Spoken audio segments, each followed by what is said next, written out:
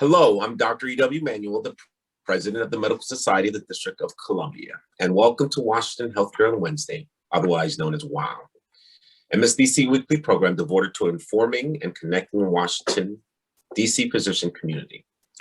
This is National Women's Health Month, and we celebrate National Women's Health Month to remind ourselves of the many tremendous accomplishments women have contributed over the years.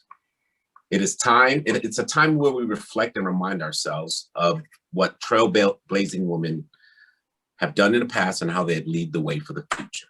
And today I'm excited to interview Dr. Kirsty Nevis. Dr. Nevis, would you like to tell us a little bit about yourself? Sure. Thank you, Dr. Manuel.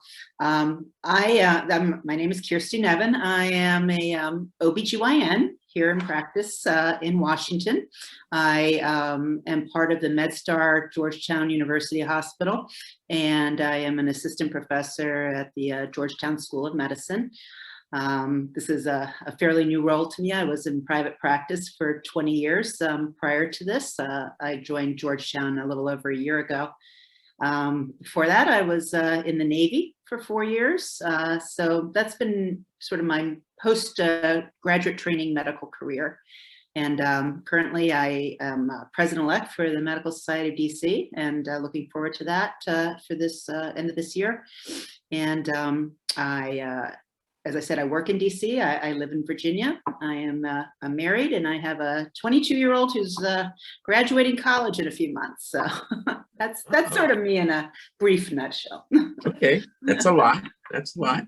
Want to know, you had some very interesting times in your life. You've been in the military, you have been in private practice, and now you're in academia, and that. It'll be interesting to hear about those experiences, particularly as a woman.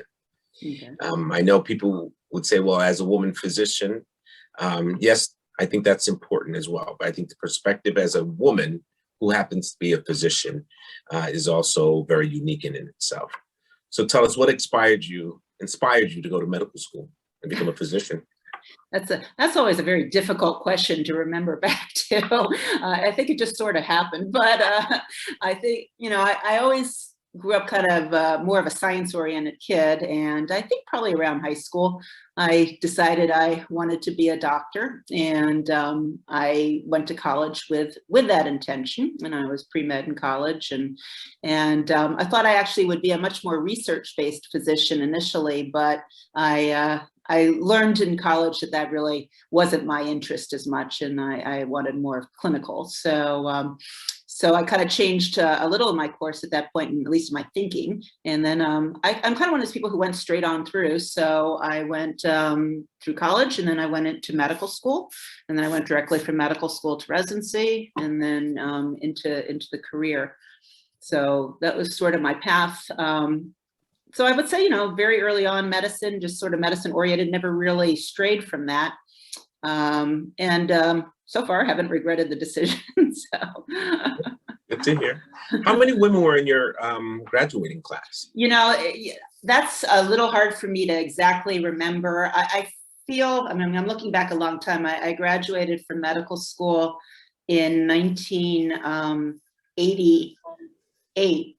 Right? 1992. I graduated from medical school in 1992, started in 1988. I went to George Washington here in DC. And I think our class size was probably in like 120 to 130 back then. I don't really remember absolutely, but I also recall that it was very even. I think women and men were very equal back then in that particular class. At the most, maybe a skew of 60-40, 60 men, 40 women. But I remember it being, very well represented. So not feeling like I was in a minority, so to speak, going to medical school. How about, because I think a shift was occurring around that time.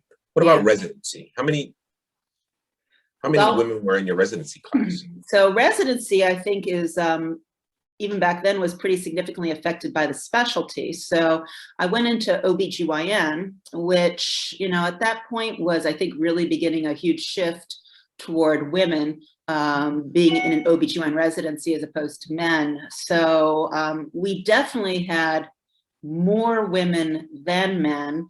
My particular class of resident only had one man and 5 women. The other classes were better represented, a little bit more even, with a slight preponderance, I would say, of women, but my class was heavily women. So definitely the shift was beginning back then for OBGYN. Okay. What about the military?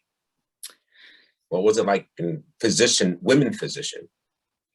I had a fantastic experience in the military, actually. Mine perhaps was a little bit unusual too. When I finished residency, I did a health profession scholarship to go to medical school, which is where you go and you owe the military, either the Navy, the Army, or the Air Force, 4 years of your life upon completion of training. And I deferred and did a civilian residency, which I did at the University of Virginia.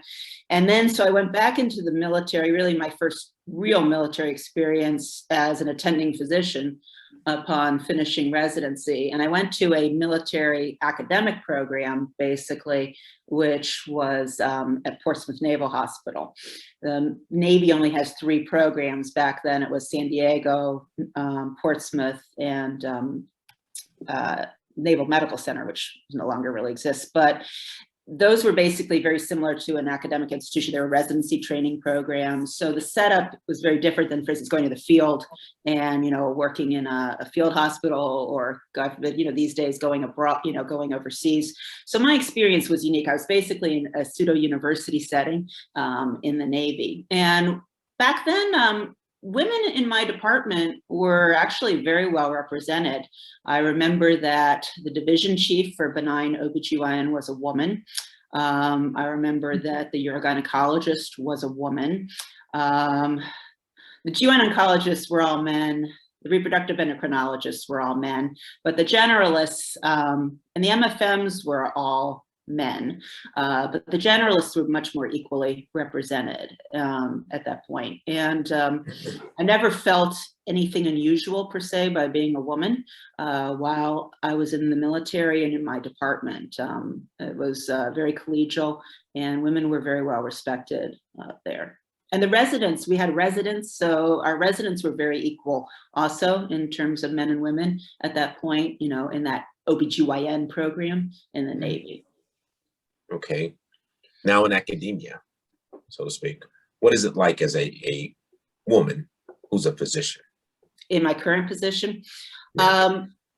I do not feel any issues or anything different by being a woman in OBGYN and in academia. My particular department actually has something reasonably exceptional in the world of academia. Our department chairman is a woman, which, at that level is still something you do not see that much across the country, that the department chairs are women. And so I think that shifts some of the perspective. Our chairman's a woman, our division head in OBGYN is a woman.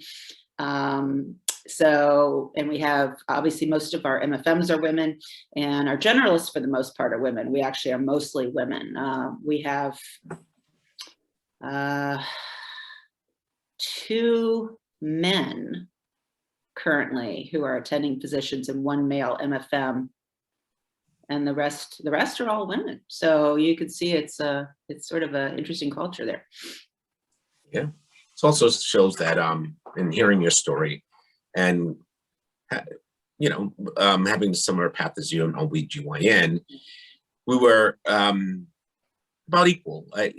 My experience, as well as your compared to yours, is how many men were in OBGYN. It's quite similar. There was I was the only man in my year, so we had 1 man per year, and I knew right away coming out that more women will be represented, and the same with you. The urogynecologists were females, but the GYN oncologists and the endocrinologists, reproductive endocrinologists, were were male. Mhm. Very different today. What we see, Yeah. you're seeing more female GYN oncologists. Oh. So here's the question. Here's the more questions. What, if any, because I hear your experience have been pretty unwelcoming, and that your gender didn't hinder you. No. Yeah. So understanding the many barriers, the institutional isms, whether it's sexism, racisms, the isms that's created structurally, because this we have to say medicine and was created for the man, with the man in mind. What perceived barriers do you think you've experienced because you are a female physician? You know, I would like to say something controversial and interesting here, but in my personal experience with the road I traveled and the places I've been, I really feel I had no barriers. I really, and I've been in, you know, what you might traditionally think more male oriented, like the Navy and institutions like that. And, you know, I always felt that I was treated fairly and equally and respectfully. And in my personal world, I really don't feel like I was unable to do anything that I wanted based on being a woman, or that I was treated less fairly or looked down upon. I don't know that I could say that's true for everybody. You know, obviously, I think the specialty that I ended up in is more woman friendly than others. So I would not in any way venture that my experience speaks for everyone. But, you know, I feel it was interesting when we decided to do this interview. I kind of looked back and I tried to ask myself where and when did anything really come up that was a problem? And I really couldn't put my finger on anything. And on the other hand, you know, I never looked to anything special by being a woman either. And, you know, that might have some influence too. I never anticipated any accommodation or, you know, different way of being treated just because I was a woman, you know, on that side of the fence. So. Okay, that's good. I would say it's an interesting experience. I think that's good because as we know, it's all perception. That is, it's a feeling of unless it's overtly someone says to you, "Hey, you're not getting this because you're a woman." Yeah. Most of what we experience is through perception. So I'd like to ask you, where do we need to go from here in order for women to get truly the recognition that they deserve, whether it is an ability or equal pay? Well, I mean, I think one of the problems where it comes perhaps with equal pay is that one of the trends now, I think, with women practicing, not myself, but others, is to, you know, tendency to work less full time, more part time, to prioritize other things, you know, in their lives, which is absolutely fine. But the flip side is they probably will suffer some in income from doing that, and potentially an advancement. You know, if someone, you know, wants a, you know, an academic career, you know, they pretty much, you know, need to be a full-time player in that. So I think, you know, lifestyle choices obviously are going to affect a woman's progress, I think, through medicine, and also her enjoyment of it and satisfaction from it. So it goes back to kind of figuring out what's right for you and, you know, finding your world within that. Okay. Is there anything you'd like to say before we close? Not really. It was interesting, actually. I don't know if you're aware, today is match day, and we actually matched right at noon in the new class of interns, for sure. It's all women coming into our program, and you know, I'm encouraged, obviously, that women over the past 25 years have become much more predominant in medicine and in specialties that are not female oriented, you know, in the traditionally more difficult specialties. And I hope that continues to advance. And I think as time goes by and those people rise in the ranks, and those women become division heads and become chairmen and role models, you know, that's going to naturally foster a better workforce for women and a better experience. Well, I agree with you. And I thank you for being a role model, a trailblazer. So I agree with you. As we see more and more, I do believe if we see more and more women where young little girls can then, it's not just a far dream, but hey, this can be a reality. And you being, which, as you said, male traditional roles in the military and now academia, I think it is trailblazing for young girls.